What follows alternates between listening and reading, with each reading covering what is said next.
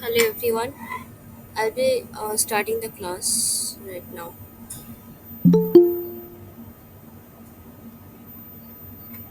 Yeah, I'll be waiting for 2 more minutes as people are joining. So if I start the presentation, it will be difficult to admit them. So I'll start at 5:05.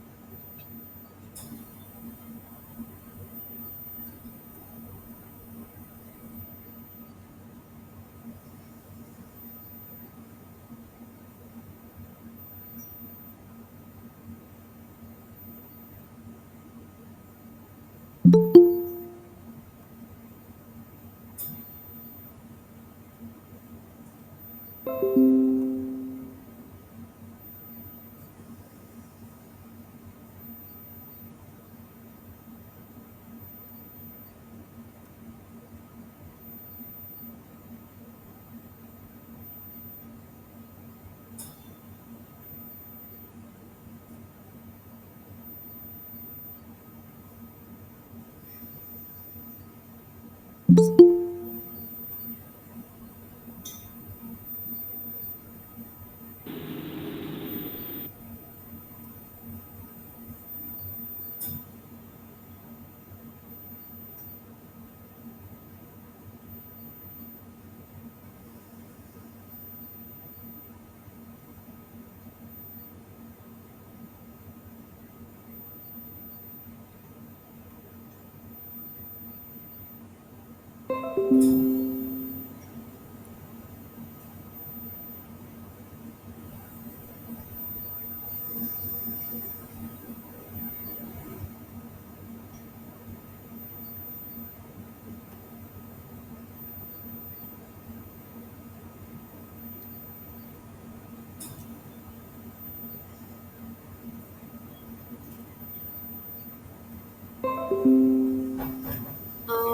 Hello everyone, my slide is visible. Yes, ma'am. Okay, thank you.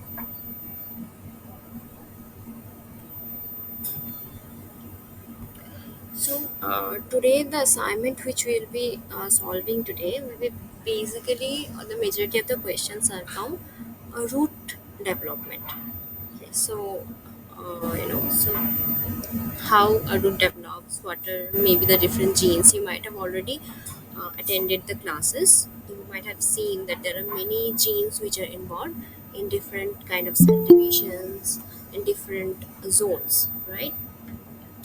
So today we'll see some of the questions, how to solve it, and whatever the relevant concept to it will be discussing. Okay, so let's go for.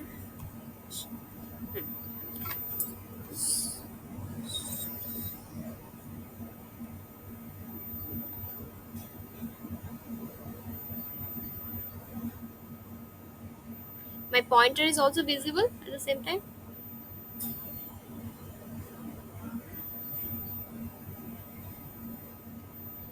Hello.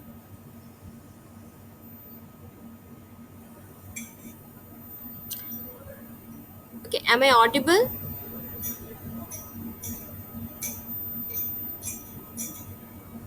Yes, ma'am. Okay, fine. So if you have already done the transverse sections, transverse sections is the way we do it, the 90-degree angle to the to any tissue, right?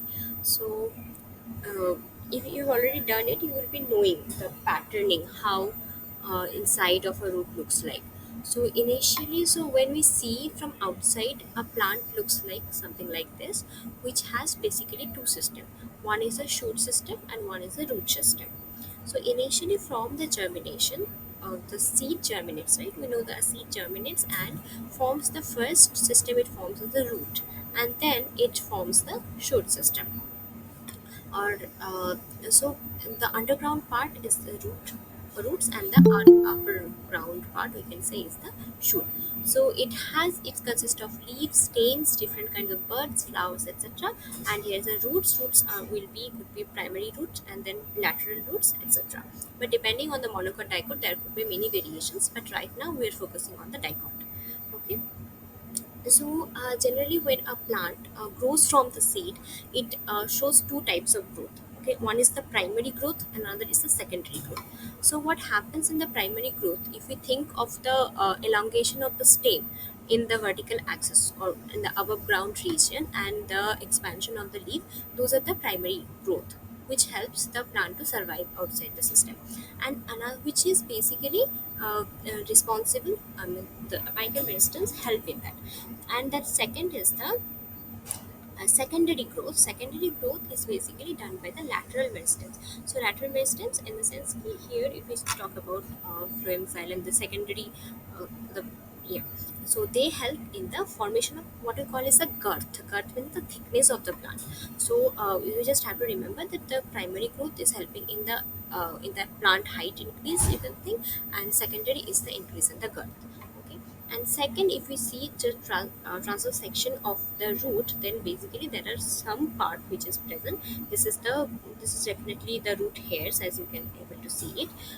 You can imagine it with the trichome of the leaf. Okay, And then something is that previously the epidermal regions will be there, then some ground tissues known as cortex, and then some vascular tissues are there, in which some major parts are endodermis, pericycle, phloem, xylem, and pith. So phloem, you know, it is responsible for the transport of food, and xylem is transport for the transport of water. Okay, so just remember this part because we will be requiring this part later on. So, let's see what is the first question today. So, the question is, which of the following plant hormone is synthesized from amino acid precursor and has a crucial role in regulating root meristem? So, what do you think is the answer? From here, I have not marked anything, so you can just answer to anything. You will answer it, then I will go for the explanation of it.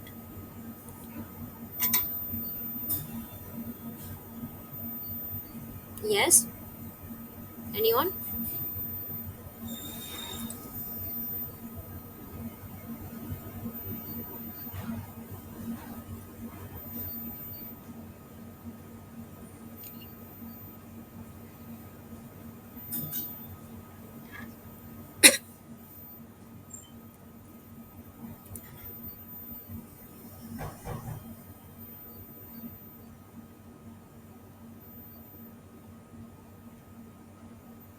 Why no one is answering?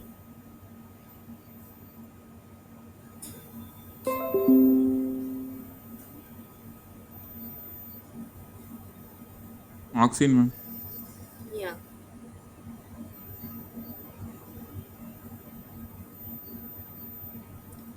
Yes. So it is the auxin which plays a crucial role in the root development or the root meristem development. So there are many, intricate networks. It works through other genes, scarecrow, short root, and all those things. So here we will just remember that there's something called auxin maxima is produced. So that helps in some root initiation that is later. So, but why it is only auxin here and not other things we'll see, because the cytokinin is something which is crucial for the shoot development. Okay, and ABA is something which is basically a kind of stress hormone, and for other it helps in the prevention of the germination basically, and gibberellic acid is something which promotes germination, and of course there are many other functions of these hormones along with like vegetative to reproductive transition, senescence, etc. But here we have to remember, here when talking about the crucial role, then it is the auxin. And that another question, and the clue here is the is synthesized from the amino acid precursor. So auxin is produced from the tryptophan, while as if you think about gibberellic acid, it is from some diterpenoid and some others. Okay? So that's why the correct answer is auxin. Okay. Let's see the next question. So consider the following statement regarding plant development. So which of the, so you have to answer which of the following statements are correct. So will you? I'll wait for 1 minute. If you can answer it, let's see, or else we'll just discuss about it.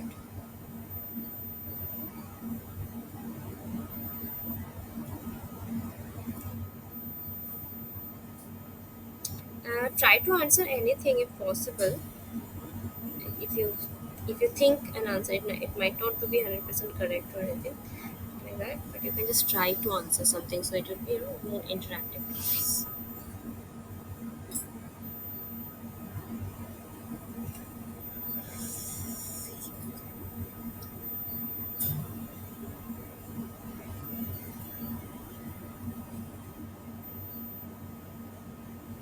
Okay, so I'll just explain it. So lateral roots develop from pericycle cells. That is one question. So is this correct? Actually, the answer is correct. The lateral root develop from the pericycle region. So as you have seen that, I don't know it's here or not. So as you might have observed here, that some region is known as the pericycle here, okay, in the patterning of the root.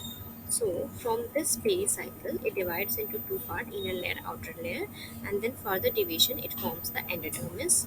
So after formation of endodermis, it forms the epidermis and root cap. And when these organs are formed, sorry, these layers are formed, it forms the quiescent center, QC. So quiescent center is something which helps in the maintenance of the stem cells of the root, or you can say meristems. So what it does, it relates to, so meristem or stem cell is something which keeps on dividing, so that it does not stop. If something has to grow, it has to keep on dividing, then only it can grow. So it has to have property to promote, to inhibit the differentiation, means stop. Differentiation is something when a cell does not divide further and gets a fate which they might follow for the rest of their life, or specialist to a special kind of cell. So the fusion center is very much important for the further division and all, and then finally formation of the cortex. So all this layers finally divides, QC helps in their organization and all later on. So this pattern forms, so you can see from here that from the pericycle it is actually developing. So the answer A, lateral roots develop from pericycle cells, is the correct one. Okay, let's see whether B is correct or not. So root cap cells are mainly dead cells. This is actually a correct option, because root cap is something which is supposed to protect the root tips. So dead cells, it is composed of dead cells that might help the root from further degradation, I think, or kind of force it, it opposes while moving through the soil or underground, etc. So next is, so this is also a correct option. So next is lateral roots develop from the epidermal cells. So well, if this option A is correct, option C cannot be correct. So next is radial meristems are responsible for secondary growth in roots. Yes, correct. So apical meristems are responsible for the primary growth, whereas radial meristems are responsible for the secondary growth or the thickness of the root. So yes, so option A, B, and D are correct. So yeah, so option two is correct. Fine. Next, see the next. Okay, is this clear, or you have any doubt in this?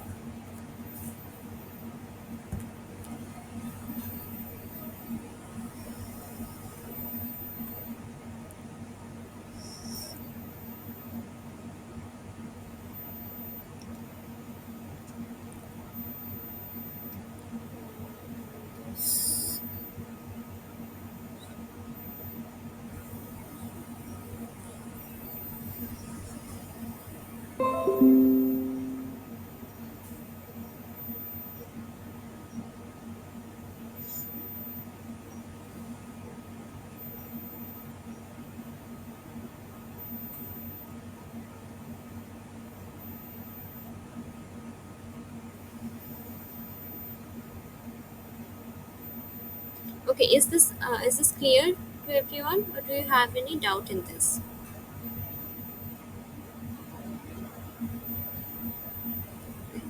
Okay, I'll move on to the next question. So first, read the question, then I will answer it. So I'll just read for you and see if you can answer it. So there are a few statements with respect to the root development in plants. So PLT is plethora gene. So plethora is responsible for longitudinal positioning of the QC, or the quiescent center, which I just described. If you know about plethora, then only you can answer this question. Next is B Ma'am, occurs. slide is not moving. Which slide is it We now? are still on question. We are on still on question number two. The now it has moved. Thank you, ma'am. Okay. So first, okay, now you can read the question. Please, so please read the question, that here there are some statements you have to try to answer. If it's not, no need to be that you have to correct all of them. You can answer some of them, that this is what you think correct, then also it's fine. So first question is PLT. PLT I just mentioned is the plethora gene. It's the short abbreviation of a plethora gene. So is responsible for longitudinal positioning of the QC. This basically should be protein, I guess. So auxin maxima is established at the root apex. Second, third is endodermis and cortex layer of root arises from the same initial cell in Arabidopsis. If you have seen the previous question, you can easily answer this one. clavata and bushel are important regulator of root apical meristem establishment. Which among the following statements are true? Only if you have done the classes, I mean followed the classes has been which is there in the portal, then only you can answer this question. This is a very specific question.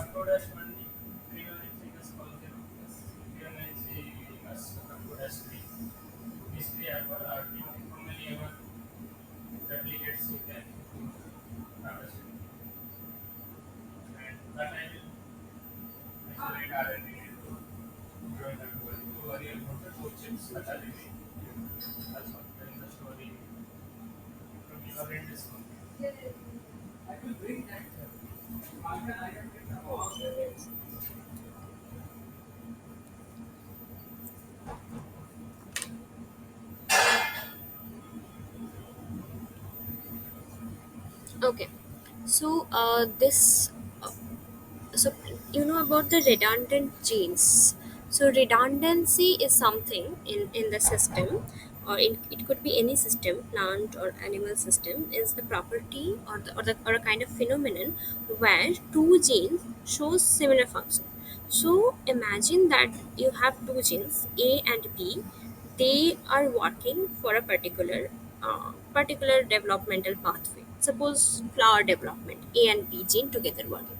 So what will happen that if you remove gene A, then also you will not see any developmental defect, because then gene B will be covering for A, or you know kind of compensate for A's function. So you will not really see any defect. But if you muted both the gene A and B together, then only you will be able to see some kind of defect, which would be something significant. So those kind of genes or partners are known as redundant partners. Okay. So here, what it is showing that I have not written it. It is from. It is all. This slide is also present in such lectures. You can follow that later also. So wild type. If this is a wild type, and I think this is one of the plethora gene mutated, and this is both the plethora 1 and 2, both the genes are mutated. So what happens that compared to wild type, in one gene mutation there is no effect, but when you mutate both the genes, there is a defect or the in the root. So you can see there are shorter roots. So what might be so how it is doing for that, they have you can see this is the much same images which is showing some defect in the primary root itself.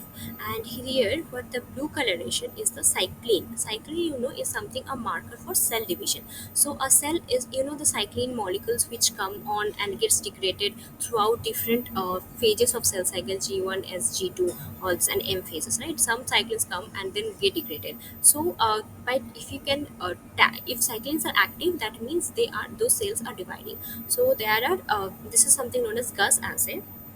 Gus is an enzyme which is tagged with the specific cyclin, and and when you give a specific substrate, then it can react on the substrate and form a colored product. And that colored product that colored product is used as a reporter or the proxy for that specific gene. So here cyclin D, you can see in the wild type, it is well it is showing that there is a division in the quiescent center, but in this plethora mutant, you can say there is no division.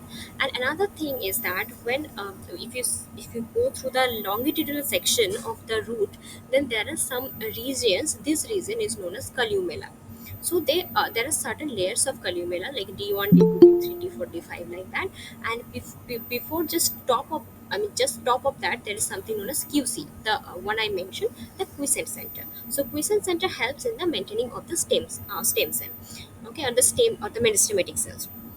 So what you are seeing here, the brown coloration is the staining for the granules. So what happens that when the cells in the columella region, they differentiate, they accumulate starch granules.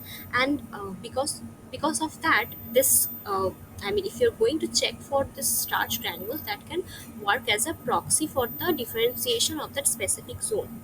So compared to this wild type, in the B, in the mutant, there is actually more layer of of this columella cells. That shows that also showing that these are this meristematic cell region are not I mean not active or something, and that's why there is much more differentiation. Okay, and here also this image is just a second. Okay, this image is showing this is for the QC. So quiescent center also has different markers. So compared to the wild type where quiescent center is fine, but in this wild type plethora mutant there is no quiescent center you can see visible. Okay, so from here this question is that actually there are two kind of position. So positioning of the QC means where the QC is present so that it can give rise to further cells or maintain the meristematic cells. So PLT's plethora gene is responsible for the longitudinal positioning of the QC, whereas some other genes like a scarecrow and short root, they also helps in radial they also helps in positioning, but that is the radial positioning of the quiescent center. And so this is you can see it's in the longitudinal section, right? So next is so this question is correct. Sorry, this option is correct. Next is the auxin maxima is established at the root apex. Yes, that is also correct because I just now in the first question you saw that auxin is something which helps in the establish or the regulating the meristem cell pool. Okay. Next is the endodermis and cortex layer of root arises from the same initial cell in Arabidopsis. Okay, so here if you follow that in the from pericycle, so the endodermis just a second. Huh? So endodermis here the brown deep maroon color here and the cortex here the pink light pink color. Both if you trace back to the original cell that is a pericycle. So that means they are actually arising from the same initial cell. So this is also correct. So what about the fourth one? Fourth one is the clavata and oocyl are important regulator of root apical meristem establishment. So there are certain clavata genes which are important for root apical meristem maintenance definitely, but the clavata and oocyl are more prominent. This module there is some module for clavata and oocyl. There is some feedback loop which I will be talking in the last of this presentation. They are they are very much crucial for the shoot apical meristem establishment instead of root apical meristem. So in root apical meristem clavata works, but there are different other clavata along with there is another module which is the cle40 arf clavata and ox5. So these five genes together and along with scarecrow and short root they together helps in maintaining the homeostasis or the stem cell maintenance. Like in one hand they make sure that divisions are going on, and in the other hand they make sure that division should not be too much or it should be maintained. Okay, so both a positive and negative arm through this clay peptide clavata and ox5, this all the three maintain that root apical meristem. So option D is not correct. So rather A, B, and C. So option B is the correct one. Okay.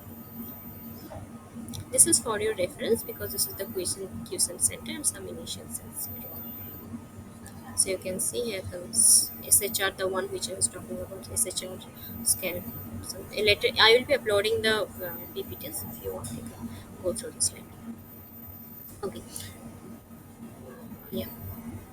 So here it's a bigger question, but it's here they're talking about the short route, which also helps in this positioning I just mentioned. But this is the radial positioning of QC. So anyway, they help in the meristematic or apical root meristem maintenance and all. Okay, so here we will see you have to read the question, and it's not only about short root specifically. It's about a system. The question is about the system is the GR. As you can see, anyone can tell me what is this GR, like full form of this GR?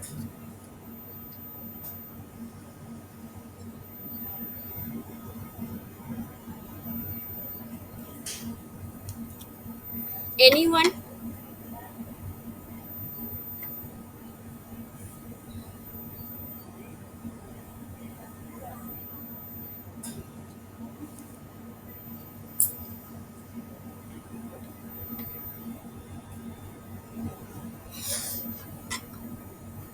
I'm not getting any answer. Am I audible or not? Hello? Did I lose the connection?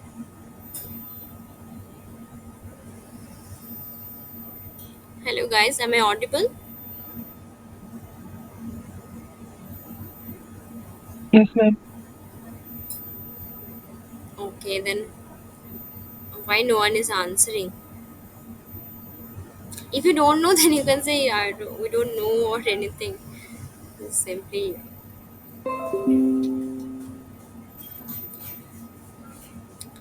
okay. Anyway, so it does not require any prior knowledge of short route. If you know the GR system, then you can answer this. So I'll just explain what is the GR system is. So something I have taken from my slides, so nothing to worry about it. Okay, so uh, so GR is the glucocorticoid receptor. Okay, this is here you will be following. This is the GR. So what happens is that suppose you want to see a uh, transitional effect, or what I call it, what do I call it? Mm, so you want to see an effect of a specific protein, okay, in your system. So and that you want to and that also you want to I mean you wish to study at a certain time. So maybe after a certain day or a certain time point you want to study. So what happens that inside the cells you will have a lot of protein. So to know exactly one protein function you need certain system to know what exactly is it. So one way you always know that one thing you can do is you can mutate that specific protein and see what are the phenotypic alterations are happening or the developmental effect defect I mean it's causing because of the mutation. So if you see any kind of defect, then you might conclude that maybe this gene is actually responsible for this function. Okay, that's how you conclude. But what if you want to study the function of a specific protein in time? So for that, what you can, there are many systems obviously. So in one of them is the GR system, which is a very efficient system in the plant. So what is done is the glucocorticoid receptor, which is the it is a rat glucocorticoid receptor. So you can glucocorticoid can just see simply say it's a steroid receptor. So that can be fused with your protein of interest. So here it is MTCU written, forget about it. You can just simply imagine short root here. So short root protein, if you fuse with this receptor along with HSP90, because HSP90 is something which will help the protein initially to stay in the cytoplasm. So uh, but the thing is you have what you have to do is you have to give a construct, or you have to transform your system with this protein, right? Or you have to make a transgenic which will carry this construct, rather I can say. Then but the important or the interesting part of it, that even if you provide the protein externally to your system, it will not get activated. So what it will require is that it will require some steroid molecule. Steroid molecule is the dexamethasone. Dexamethasone is a steroid analog. So what will happen? You might have already heard of dexamethasone in other cases because of COVID or something. So probably, I guess. So then dexamethasone, what it happens is it can bind to this receptor. Okay, and the moment it binds to the receptor, there is some kind of conformational changes, because of which the initially when it was attached to the HSP90, now it can come away, or so come off from this HSP90 complex, and then it can enter the nucleus. And if your gene of interest is a transcription factor, then it's great, because transcription factors, we know it has to enter to the nucleus and have to turn on some specific set of genes. Okay, then how it can show its function, right? So here, if your it's a transcription factor, then it can come, then along with this text there will be some confirmation change, as I mentioned. It will be detached from the system, and then it can enter to the nucleus and then turn on its target gene.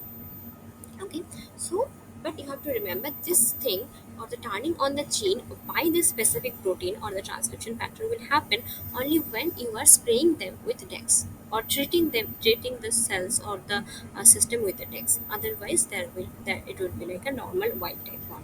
Okay, that's the interesting part about it. So if you read the question properly, so they're saying that, okay, am I clear? So are you clear about this GR system? Just let me know.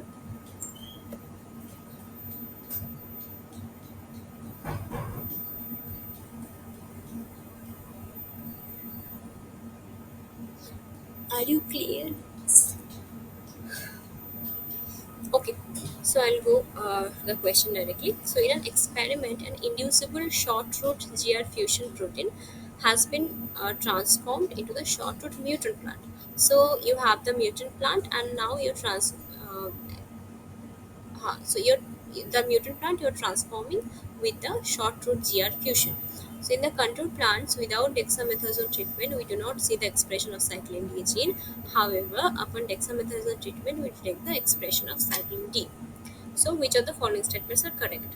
So they so the option number one is upon treatment with dexamethasone, short root protein can enter inside the nucleus.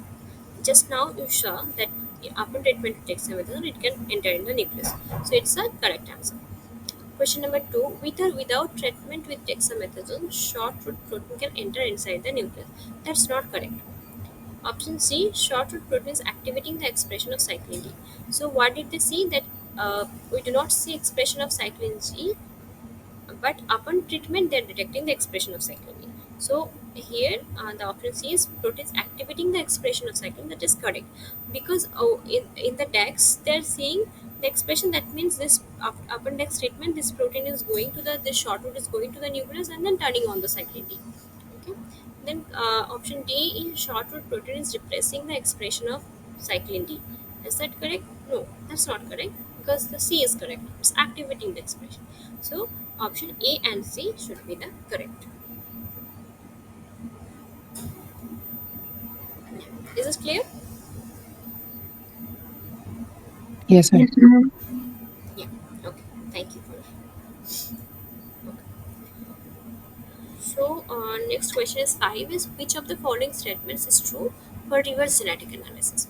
So, let's see what are forward genetic screens and reverse genetic screens. So, in forward, what you do is that you treat your cells, your plants, your seeds, whatever it is, or yeah, whatever is your target, you will treat them with different kind of mutations. It could be EMS, it could be gamma, or it could be tDNA, whatever. So it would be an unbiased treatment, because of which you will see, you may then you will be screening thousands of plants, and if you see some kind of phenotypic alteration, and then you will be just trying to map that specific gene which is causing that specific phenotype, and that's how you discover a new gene.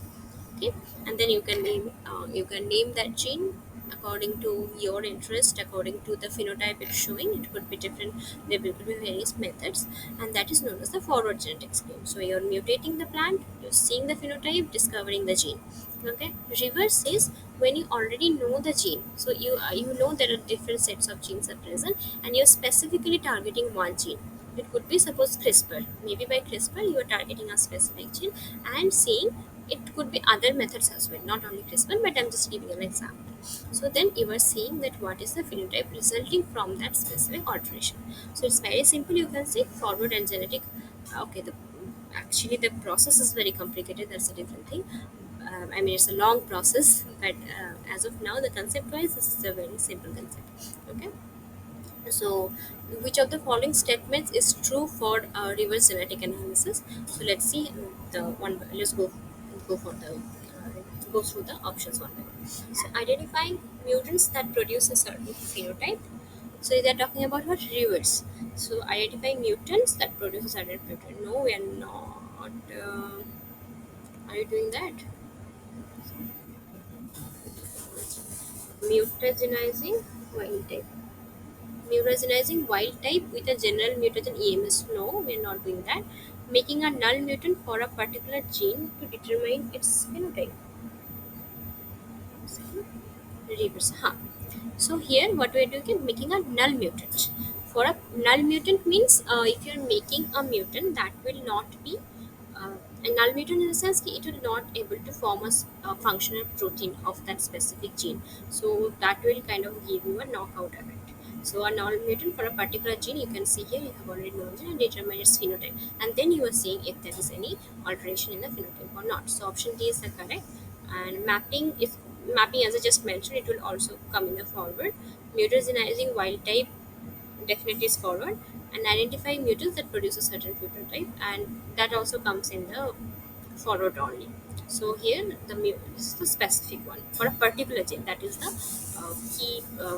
keyword here. So this is what is going to be the answer. Is this clear?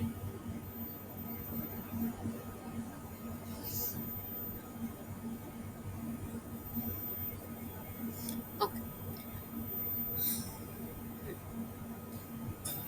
Okay, this is a very common question. I think if you're from plant background, or even if not, this auxin pathway many of you might have read. So let's see what it is. I'll just give 1 minute to answer if you can. So during auxin signaling, in the absence of auxin, the auxin response factors form inactive heterodimers, with whereas in the presence of auxin, OXIA proteins are targeted for destruction by an activated. What kind of question is this? Oh, sorry. This. Okay, so see what exactly is asking from the question and try to answer something. See, already 6 questions. You guys have not tried to answer any question. Here, pathway is also given. You can take the help of it.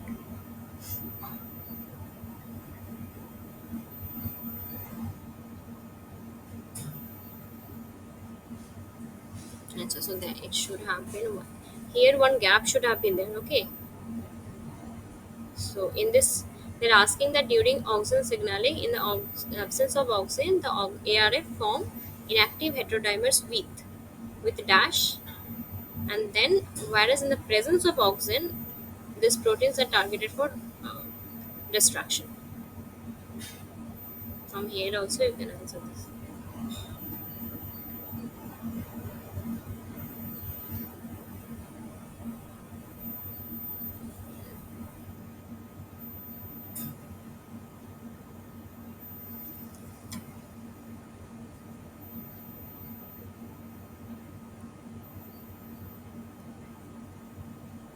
So anyway, from here it's very clear. So many of the hormonal pathways work in such a way that they might form a complex. They might form a complex under certain condition, and then uh, later on, with another condition, those complex might get degraded, or specific partner of that complex might get degraded and lead to some either depression or activation of certain genes. Okay. And so what happening here is that so initially what happens that in the seki, in the absence of auxin, so the in the absence of auxin, the auxin response factors ARF, they form a complex with this OXIAA. So this is the OXIAA. They form a complex with ARF, as you can see here, and then because of this formation of this complex, that do not lead to the transcription of the auxin inducible genes. Okay. As you can see, there is a cross, that means no transcription is happening. But when auxin is present, in the absence of auxin means you just have to imagine no auxin is here. So this system is present right now. Auxin IA forming complex with ARFs, and no transcription of auxin inducible gene is happening. So auxin is a hormone. So what it will do, it cannot directly bind to any kind of, so it's not a transcription factor. It cannot directly bind to any transcription start site of any gene and start the expression of the gene, right? So what it can do, it can bind, it can regulate other proteins to do, or tell other proteins to do this do certain jobs, which will let the expression of certain genes, which will finally give rise to effect of auxin. So there will be certain auxin inducible gene which will be having, which will only get activated when auxin is applied. So when auxin is present in this, now suppose there is no auxin, now you are giving, supplying the auxin, or auxin is suppose getting biosynthesized in the system, then with the help of its receptor it gets perceived, and then it, what it can do, it lead to the ubiquitination of this OXIA. You can say the ubiquitination. So it gives a polyubiquitination of the OXIA, and when it gets ubiquitinated, ubiquitination is just a tag. Tag in the sense when you are tagging a specific protein with this ubiquitin molecules, it works as a signal that this protein which it is getting tagged should be degraded. So later on it gets to the proteasomal complex probably, and then it gets to degraded. And you can imagine when this one is getting degraded, the ARS which were forming the complex with this are now free, and they can lead to the, or the auxin response factor, they can lead to the activation of the auxin inducible genes, the transcription of the auxin inducible genes. So now in the presence of auxin, it can have its effect through the genes which will get transcribed. So here the answer will be that during auxin signaling, in the absence of auxin, the auxin here, of course, this is the AUXIA. AUXIA proteins, it is from inactive heterodimer with AUXIA protein, as you can see from here. And whereas in the presence of auxin, these proteins are targeted for destruction by activated ubiquitin ligase. Hmm. Yeah, ubiquitin ligase, or it could have, if the option was different, it could have been ubiquitin, or molecule could have, that will be helped by the ubiquitin ligases, that enzyme. So this molecules are getting attached one by one by this help of this. So option B is the right answer. So in the first option is ubiquitin ligase, no, because in the first place there is no ubiquitin here. The heterodimer, inactive heterodimer, there is no ubiquitin. And the of course, so this cannot be the answer. TAR1 is actually a receptor, so TAR1 is not forming complex here, it's only this part. Okay? So that's this way it's the answer. Okay, I hope this is fine. Next question. Okay, so this is another, is that during lateral root formation, first the lateral root primordial form, the following events occur during the process. So, okay. So let's see what are the steps they have seen: nuclear migration, auxin response maxima, specification of founder cell, asymmetric cell division, symmetry breaking. So so there is, so if you have this primary root, so you know that there are, this is the meristematic zone or the dividing zone, right? This is the elongation zone, and last one is the maturation zone, which is having the root hairs. So there Ma'am, are, yes, ma'am, the slide is still on fourth question, ma'am. still on. Fourth question. It's on fourth question, and you are telling now. Great. Fourth question here. You could see this. Now, These questions you could see. now it's moving, ma'am. Yes, ma'am. It's still stuck on fourth question, ma'am. Fourth question. So this question. Yeah, ma'am. It's stuck here. Then why didn't you say earlier? I was just explaining this now. Time. Yes, ma'am. Okay. There might be some internet problem here. I'm in the department, but still.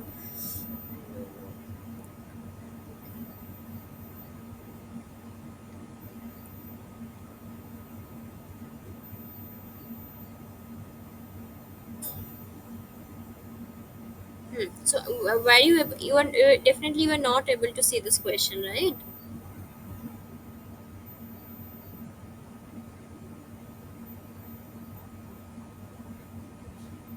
Hello. Now it's on fifth one, ma'am. It's on fifth one. Okay.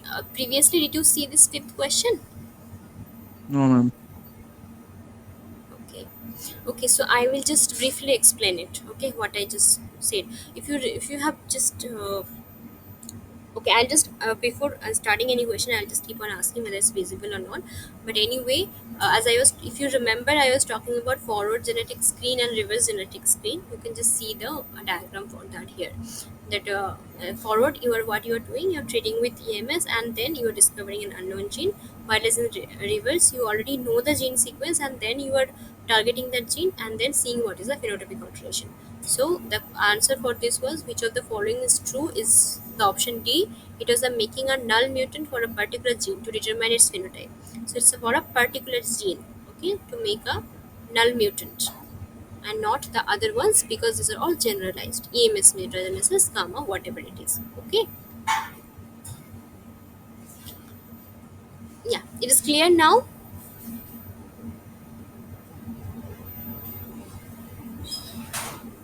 Yeah,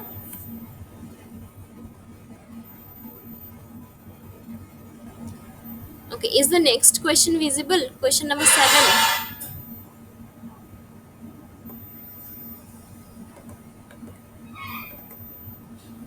Hello?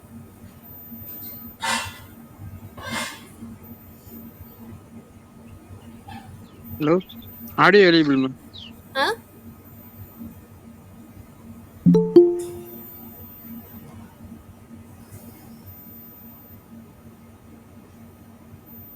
Yeah. Question number 7 is visible. Yes, ma'am. Yes, yes. Okay.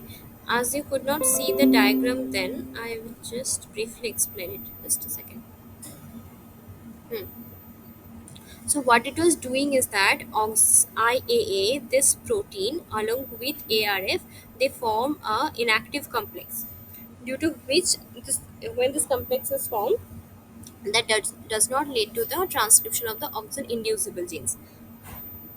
Whereas when auxin is present in the system or given from outside or synthesized, that leads to the ubiquitination of this OXIA proteins that gets degraded, and now ARFs are free, and that led to uh, now the transcription of the auxin inducible genes can start. Okay, so the question was that during auxin signaling, you can just read it. In the absence of auxin, the auxin response factor forms inactive heterodimer with OXIA protein, and then in the presence of auxin, these proteins are targeted for destruction by an activated ubiquitin ligase. Okay, is this clear now?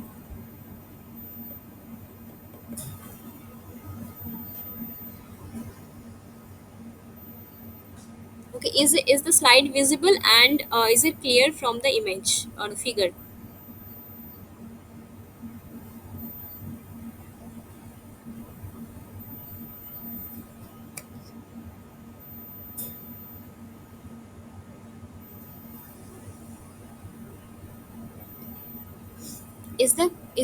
Is it clear, guys? I'm asking again.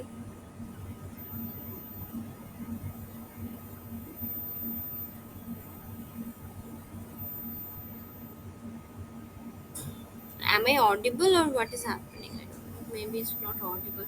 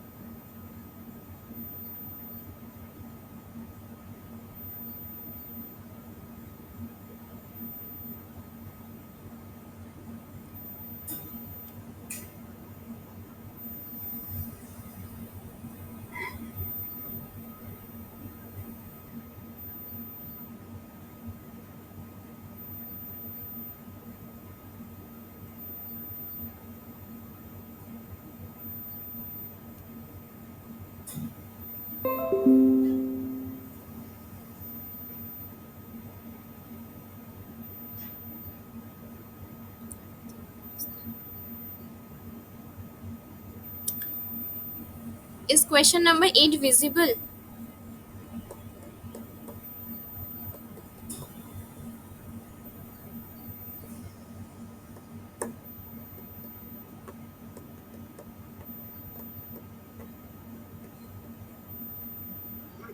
Question number 7 visible.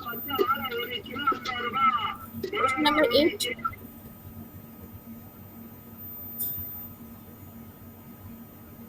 Question number 8 is not visible.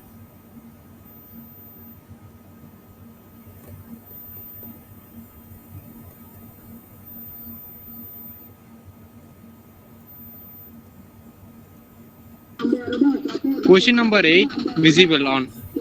Okay, thank you. Okay, so this question is asking about the lateral root formation. So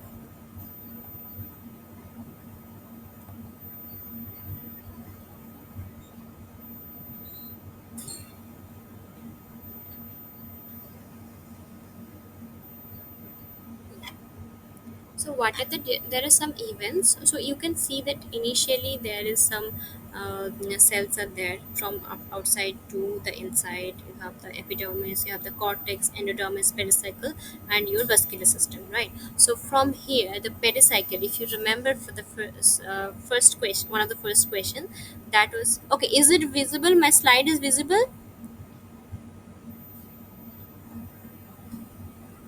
Yes, ma'am. Okay, so if you remember the first question where they were talking about the lateral root primordia, right? And we saw that lateral root primordia was something which was developing from the pericycle and not from the epidermis. What originating from epidermis is the root hair, but not the lateral roots. And so they're asking that what are the some events which occurs for it. So if something has to if something so there are many cells. So if you see from this layer, there are layers of pericycle cells. So some are specific. If from a specific point a lateral root has to form, then a specific cell has to be specialized for that, or I mean no, it has to get selected for that. So if you just see here from the pericycle, and their specific two cells are getting specialized, or they're forming the founder cell. And then from here, due to some expansion and other here is showing the swelling, there is a nuclear migration because nucleus are coming towards this end, and then further divisions and all, then that might come out. If you remember the first picture, it will come out and that forms the lateral roots. And this is one of the mutant which this process steps does not occur and does not lead to the formation of lateral roots. Okay, now here the correct option I just told you is the first thing you have to have is the which is the specification of founder cell. So once founder cell has to be formed first. So option 3. Next is the oxygen response maximum. So oxygen plays a very important role here. So oxygen maxima in the sense that oxygen concentrations get high, or through some transporter or something. So like transporter will align in a specific, probably in a certain way, that will lead to the more oxygen at a specific site. So that is something known as oxygen maxima, where more oxygen are present in a specific point. Okay, so oxygen response maxima is found here. I don't know if there is any mention or not. And then so option number 2, and then option is symmetry breaking. So if there is any symmetry will be broken later on. And then nuclear migration, if you see from here, nuclear is migrating here, number 1. And then number 4 is the asymmetric cell divisions. You can see now there are many asymmetric cell divisions. So these are the during the process, these are the some of the events which are happening. So they are here, you are arranging according to the time, like which is happening first and later. So option B is the right answer. I'll just admit some I think someone trying to join. I'll just admit.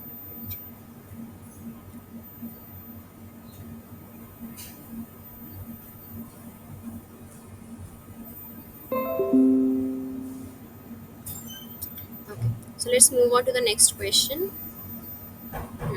This is also a very specific question actually. The for Okay, is my question number 9 visible in the slide?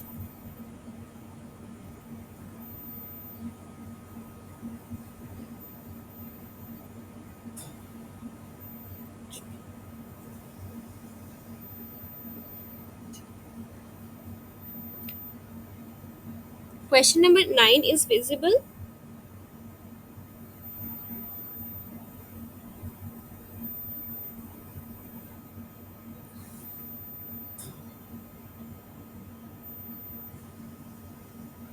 Visible, ma'am. Okay, thank you.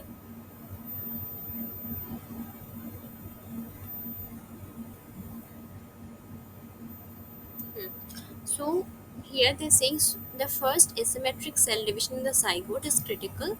So before seeing going through this question, we will first go through how a zygote divides and all. Otherwise, it will be difficult to follow.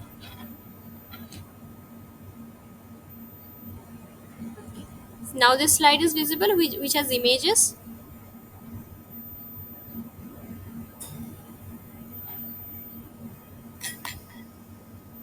Is the slide with images visible?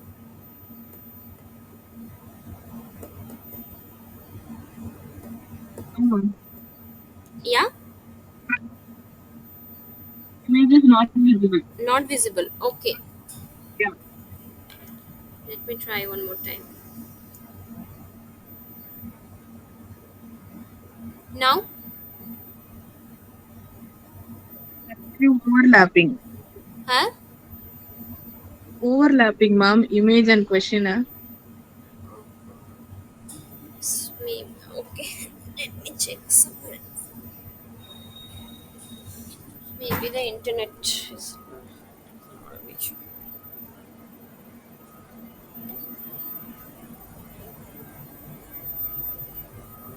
Okay, let me know how it is now. Is it visible now?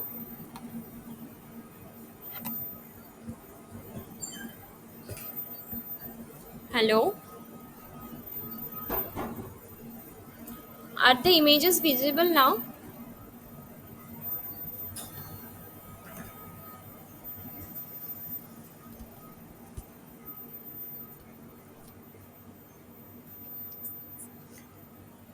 Let's.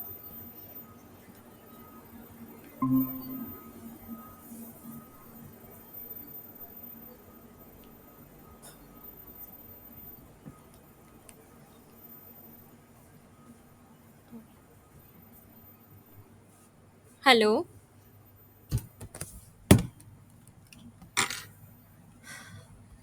Actually, it shows only image, ma'am. How? Image is fine. Only image I want to show right now. Ah, Yeah, thank you.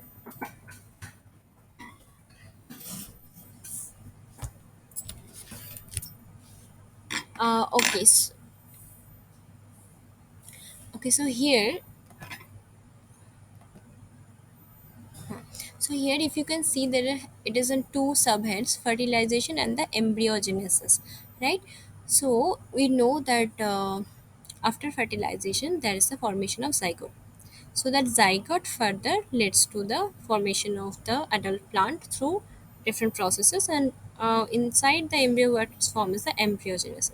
So let's see what it is. So in the initially we have a zygote which goes through some elongation, and after this elongation it goes through a asymmetric division. Because of asymmetric means that one, it gives rise to one smaller cell, that is the apical, and the one longer cell, that is the basal cells. So one apical and one basal cell. So one apical cell that goes through further division and forms a shoot system later on, and the basal cells for consecutive divisions, it leads to the suspension basically. So suspension is the region which helps to further formation of the root system, or yeah, or maybe the hypocotyl and later on other parts of the plant. Okay, am I audible? Fine. So anyway, what we can see from here is that in the wild type, what happens, as it is the result of the asymmetric division, the apical is smaller compared to the basal cell here, right? But what happens that in one of the mutant, what happens that this suspensor here, sorry, the basal cell is also smaller in size like apical cell.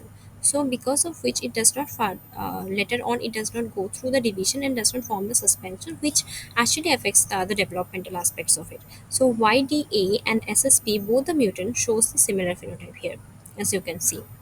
So an important thing about this SSP is that this SSP is produced in the sperm cells or in the pollen, and they do not form they do not form the proteins there.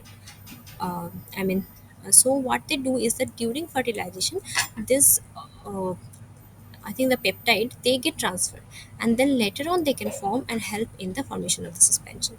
So it's coming from the sperm cells basically. Okay, the RNA. I'll just check it. So anyway, but the important thing here is that both this YT and SSP are showing the similar phenotype. So what geneticists basically do or try to understand that if something is what is the connection between two genes, if something is upstream or downstream or not. So experimentally, what they have checked that if this SSP walks through this YTA gene, how they have seen is that even in this mutant, if they are going to provide if they're only going to provide ssp, it does not rescue. But if they provide yda, that rescues. And even and a very small percentage of ssp can rescue or can activate the yda, okay, in the healthy cells. So that's what they have concluded from here, and this is the background of the question. And let's see if you can answer this question or not. Okay, the question number 9 is visible.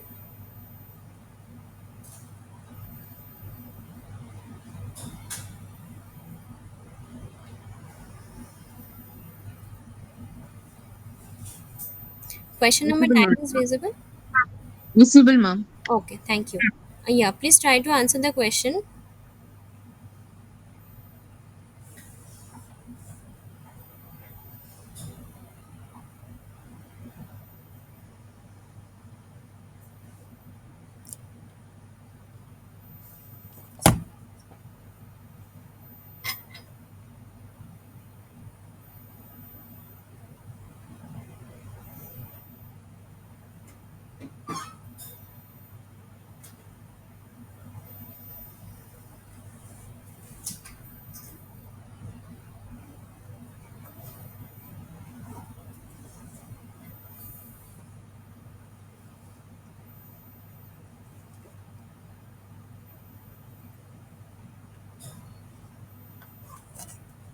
Okay, I'll just see.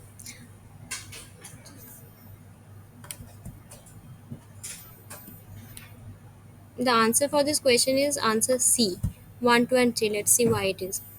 So the question is, the first asymmetric cell division in the zygote is critical for shoot apical meristem establishment and is regulated by short suspensor, the SSP which I was talking about, messenger RNA. So option number 1 is that SSP regulates YDA mediated asymmetric cell division pathway in zygote. Yes, YDA, now we saw that in the YDA mutant the asymmetric cell division is lost, as both the cells were of the same similar size. And so this is the correct option. Second option is option number 2 is ssp regulates works mediated asymmetric cell division pathway in zygote. This is I have not mentioned, but that is also true, because works is something also help in asymmetric cell division, and it ssp has interaction with that as well. And the third and fourth is about only ssp. So ssp mRNA is delivered from the sperm cell and translated in the zygote. Yes, that is correct. That it does not get translated in the sperm cell. Rather, it first gets transferred to the egg cell, and then when zygote is formed, then it gets translated. So the question option 3 is also correct, while option 4, ssp gene is transcribed in the zygote and translated in the zygote. No, translated in the zygote, this part is correct, but it is not transcribed in the zygote because the mRNA is produced in the sperm cell itself. Okay, so option 4 is not correct. So the option C, 1, 2, and 3 is correct, is the correct answer. Okay, is this fine?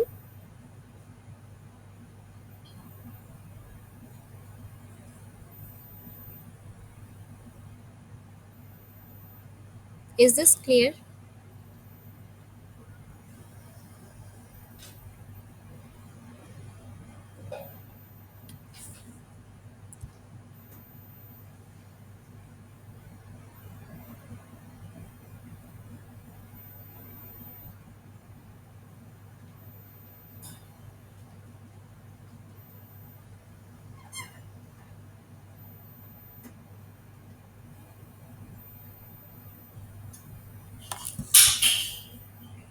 Okay, I hope it is clear.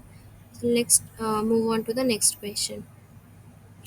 This is also a specific question because it's talking about Wuschel, clavata, and shoot meristemless 3 genes. So we'll first see what are these genes and then we'll try to answer the question. Okay, am I audible?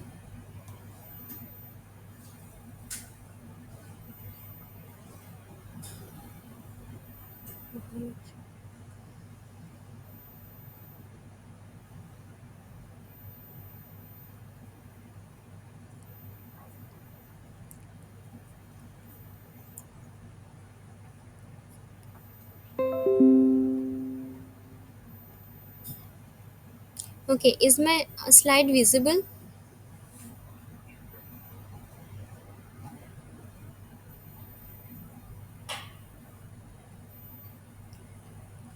Is the slide number 13 visible?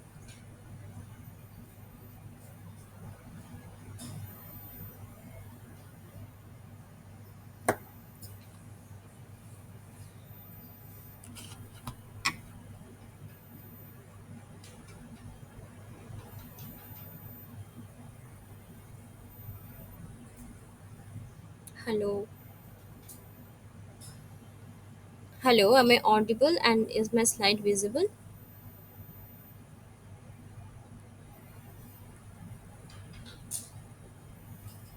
Is anyone there?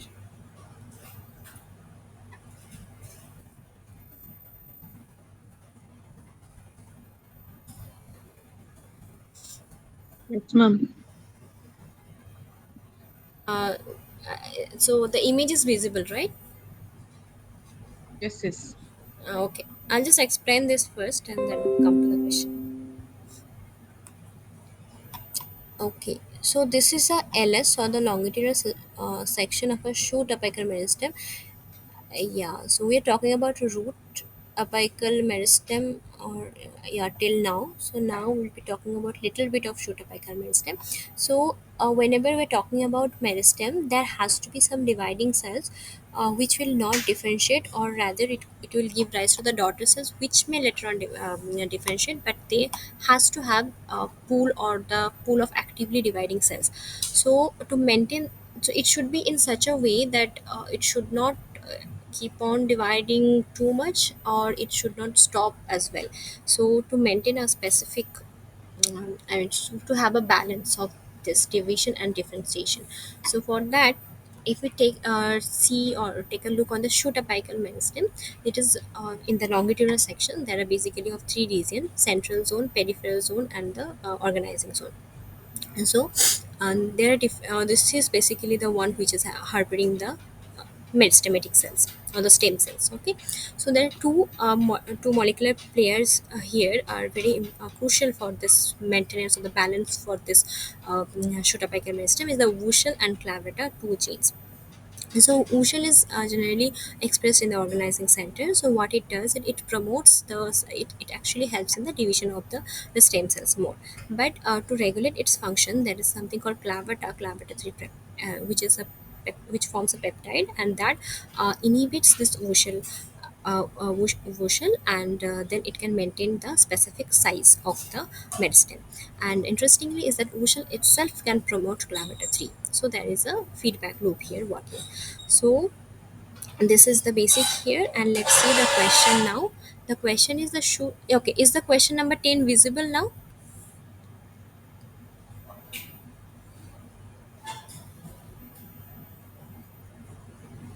Yes, ma'am, it's visible. Yeah, thank you. Okay, so let's see the question. The shoot apical meristem is maintained by various regulatory genes. Which of the following statements are true for the regulation of SAM activity? So question number A, shoot meristem-based gene is expressed in shoot meristem cell and helps in maintaining the cells in their undifferentiated state. Yeah, so this is a correct answer. Shoot meristem that helps, or you can just oppositely say that instead of the undifferentiated state, they keeps in the dividing state. So that is the correct answer. Option B is usual gene is specifically expressed in the organizing center. Just now we saw, and induces a signal to the overlying cell or the above cell to behave as stem cell. That is also correct. We just say that it's sending signal to the upper cells, and those are behaving as or making the pool of undivided cells. So that is correct. Option C is shoot meristem cells secrete proteins encoded by clavata family that repress visual expression, restricting the size of the shoot meristem. That is also correct. Just now we saw, right? So option A, B, and C, three of these are correct here. Okay. Is there any doubt in this question?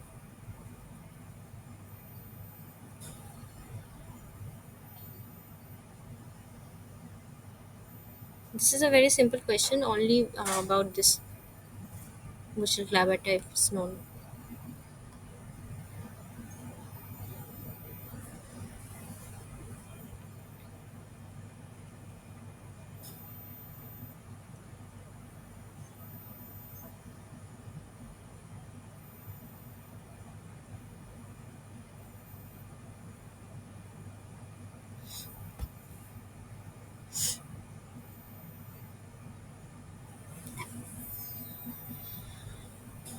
Okay, is there any question in any of the questions? Sorry, is there any doubt for any of the questions here?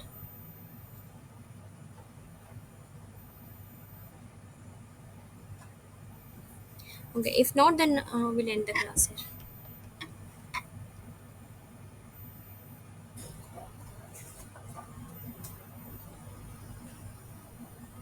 Thank you everyone for joining.